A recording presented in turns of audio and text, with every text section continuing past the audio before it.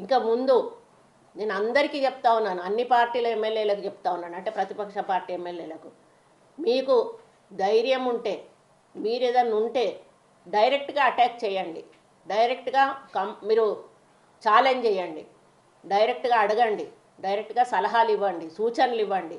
అంతేగాని మరి ఎక్కడో దాచుకొని మాట్లాడి మళ్ళీ మేము ఏదన్నా రండి అబ్బా ఛాలెంజ్ కంటే ఎవడు ముందుకు రాడు.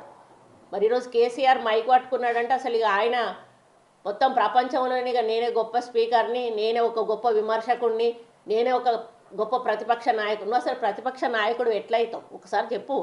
మీ అయ్య మాట్లాడాలి, నువ్వెవరు మాట్లాడటానికి? నువ్వు ఒక పార్టీ తరఫున మాట్లాడుతున్నావు కానీ ప్రభుత్వం గురించి మాట్లాడాలంటే మీ అయ్య మాట్లాడాలి. మీ అయ్య ఎందుకు వస్తలేడు? మీ అయ్యను మొదలు అసెంబ్లీలోకి రప్పించి ఆయన ద్వారా ప్రభుత్వాన్ని ప్రశ్నించేటట్టు ముందు చెయ్యండి.